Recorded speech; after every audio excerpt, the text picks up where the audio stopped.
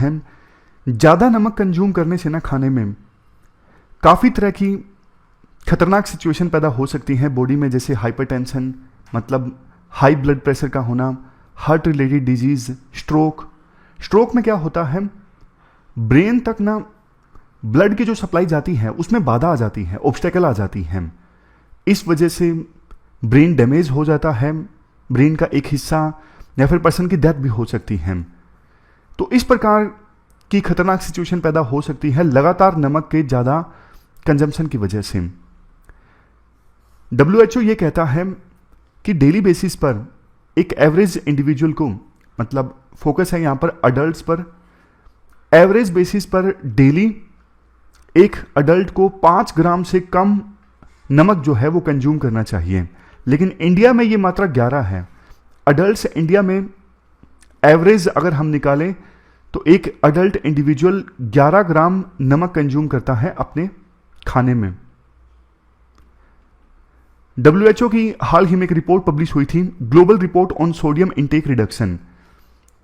इस रिपोर्ट में ना WHO ने यह बताया था कि जो 194 कंट्रीज हैं उन्होंने क्या क्या एक्शन लिए हैं अपने अपने देशों में नमक की कंजम्पशन को कम करने के लिए। शुरुआत में देखो टारगेट ये रखा गया था कि 2025 आते आते विभिन्न देश अपनी अपनी जनसंख्या में सोडियम की कंजम्पशन को 30% तक कम करेंगे। नमक में सोडियम होता है ना, तो 2025 आते आते सोडियम की कंजम्पशन को 30% तक कम किया जाएगा। लेकिन ना विभिन्न देशों में इस टारगेट को लेके बहुत कम प्रोग्रेस देखने को मिली। इसलिए दुखी होकर WHO ने अपने इस प्रपोजल को एक्सटेंड कर दिया, यानी जो डेडलाइन थी कि 2025 तक सोडियम की कंजम्पशन को कम करना है 30% तक, इसे एक्सटेंड करके 2030 कर दिया गया। और स्कोर भी दिया गया WHO के द्वारा विभिन्न देशों को जिन्होंने एफर्ट्स लिए जनसंख्या में, यानी जनता में नमक की कंजम्पशन को कम करवाने के लिए। 0 से लेके 4 के बीच में स्कोर दिए गए, नहीं 1 से लेके 4 के बीच में स्कोर दिए गए। इतना ज्यादा इंपॉर्टेंट नहीं है कि आप याद रखो, लेकिन सिर्फ बताने वाली बात है कि इंडिया कहां स्टैंड करता है, इंडिया ने क्या कुछ किया है इस मामले में। इंडिया का स्कोर 2 था। एक जिसका स्कोर था उसने सबसे कम काम किया है इस बारे में, मतलब नमक की कंजम्पशन को कम करवाने में, और जिसका स्कोर 4 था उस देश ने अच्छा काम किया है।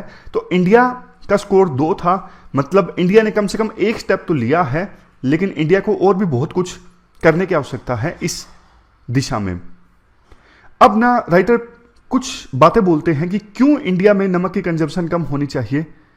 जैसे देखो सीधा सीधा रिलेशन है, अगर कम सोडियम हम कंज्यूम करते हैं ना खाने में तो ब्लड प्रेशर भी कम रहता है, हाइपरटेंशन का शिकार कम होते हैं।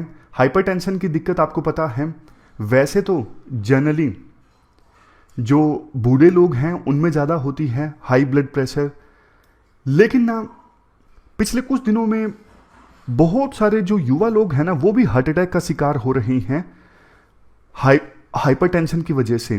तो ये जो दिक्कत है ना देश में बढ़ती जा रही है। जैसे साउथ इंडिया के फेमस एक्टर थे पुनीत कुमार, यहाँ पर हमारे देश में बहुत सारे सेलिब्रिटीज़ की डेथ हुई हार्ट रिलेटेड डिजीज़ की वजह से, कार्डियक अरेस्ट की वजह से।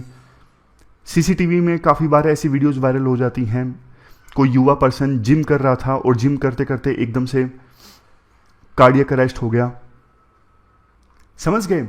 मतलब सीधी भाषा में बोलूं, आसान भाषा में, अगर ब्लड प्रेशर हाई रहता है ना, हाइपरटेंशन मतलब हाई ब्लड प्रेशर का होना, और अगर ब्लड प्रेशर हाई रहता है तो बहुत तरह के कार्डियोवास्कुलर डिजीज मतलब हार्ट रिलेटेड डिजीज का खतरा रहता है।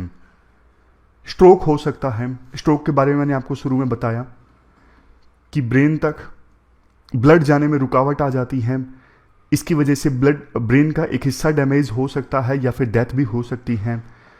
अब देखो इतने ज़्यादा लोग बीमार होते हैं, डेथ भी हो जाती है, उनकी प्रोडक्टिविटी कम हो जाती है, तो इससे इकोनॉमिक लॉस भी काफ़ी ज़्यादा होता है ना। 2011 से लेकर 2025 के बीच में $3.7 ट्रिलियन का नुकसान हुआ इन डिजीज़ की वजह से, हार्ट रिलेटेड डिजीज़ या फिर ब्लड प्रेशर रिलेटेड डिजीज़ की वजह से। कहाँ पे? लो और मिडिल इनकम कंट्रीज़ में।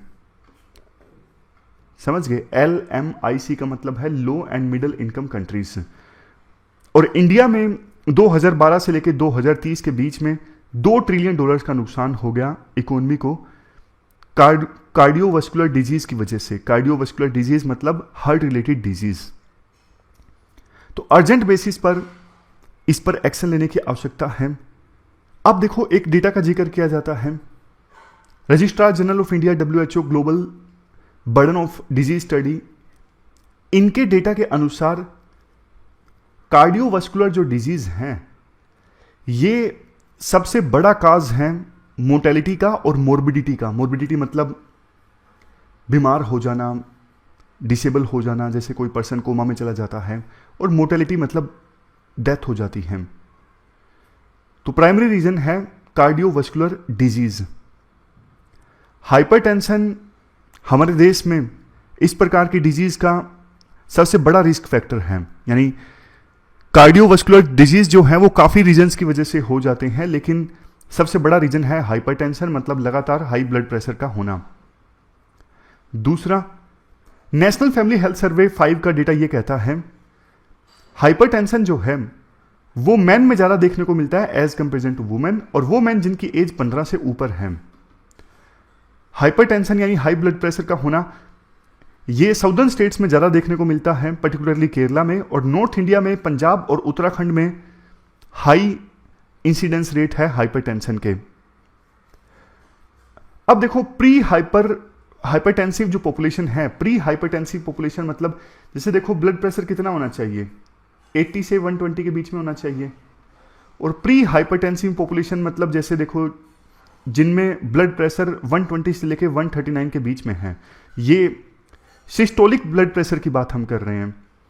दो तरह के ब्लड प्रेशर होते हैं। देखो, ब्लड प्रेशर आर्टरीज में कितना है जब हमारा हार्ट बीट कर रहा है, वो है सिस्टोलिक ब्लड प्रेशर, समझ गए? और डायस्टोलिक ब्लड प्रेशर वो ब्लड प्रेशर होता है, ब्लड प्रेशर इन आर्टरीज जब हमारा हार्ट रेस्ट कर रहा है, बीट नहीं कर रहा है। हार्ट बीट करता है ना, बीट करेगा फिर रेस्ट करेगा, बीट करेगा फिर रेस्ट करेगा, बीट करेगा फिर रेस्ट करेगा। तो जब हार्ट बीट कर रहा होता है उस समय आर्टरीज में जितना प्रेशर होता है ना, वो है सिस्टोलिक ब्लड प्रेशर। और डायस्टोलिक ब्लड प्रेशर मतलब वो जब हार्ट रेस्ट कर रहा होता है। तो प्री हाइपरटेंसिव पॉपुलेशन वो जिनमें ब्लड प्रेशर 120 से लेकर 139 के बीच में, ये सिस्टोलिक ब्लड प्रेशर, और डायस्टोलिक ब्लड प्रेशर 80 से लेकर 89 के बीच में। इन लोगों पर ज्यादा ध्यान देने की आवश्यकता है, राइटर कहते हैं। इसके बाद बहुत सारे भारतीय ऐसे हैं जो पहले प्री हाइपरटेंसिव स्टेज में आते थे, लेकिन अब इनको अमेरिकन गाइडलाइंस के हिसाब से स्टेज 1 हाइपरटेंशन कैटेगरी में शामिल किया गया है। अब बात करें सरकार ने किया क्या है इस बारे में अवेयरनेस फैलाने के लिए, या क्या एक्शन लिए हैं। देखो, food safety and standards authority of India का एक प्रोग्राम है ईट राइट मूवमेंट, मतलब मूवमेंट है जिसमें जनता को प्रेरित किया जाता है कि आप हेल्दी खाना खाइए, न्यूट्रिशन कंज्यूम कीजिए अपनी डाइट्स में। ये सब इन सब चीज़ों पे फोकस किया जाता है इस ईट राइट मूवमेंट में। अब इसी लाइन पर ना FSSAI ने ना एक सोशल मीडिया कैंपेन भी लॉन्च किया था, आज से थोड़ा कम। लोगों को प्रेरित किया जाता है इसमें कि आप कम सोडियम कंज्यूम कीजिए। वैसे ये जो प्रोग्राम है ना आज से थोड़ा कम, इसमें तो फैट कंजम्पशन पे फोकस किया जाता है, तो इनडायरेक्टली फोकस होता है सोल्ट पर। इसमें कहा जाता है कि आप थोड़ा कम फैट कंज्यूम कीजिए, नॉन कम्युनिकेबल डिजीज कम होंगे, थोड़ा कम ऑयल कंज्यूम कीजिए। बट राइटर कहते हैं, जैसा शुरुआत में मैंने आपको बताया कि एक एवरेज इंडियन का सोडियम इंटेक जो है ना वो बहुत ज़्यादा है, 11 ग्राम के आसपास है, और WHO की गाइडलाइंस के अनुसार 5 से कम होना चाहिए। तो इसलिए और ज़्यादा सरकार को करने की आवश्यकता है इस दिशा में। अभी जो प्रयास सरकार के द्वारा किए जा रहे हैं ना वो कम किए जा रहे हैं। तो ये हमने पूरा आर्टिकल डिस्कस किया सोडियम कंजप्शन से संबंधित।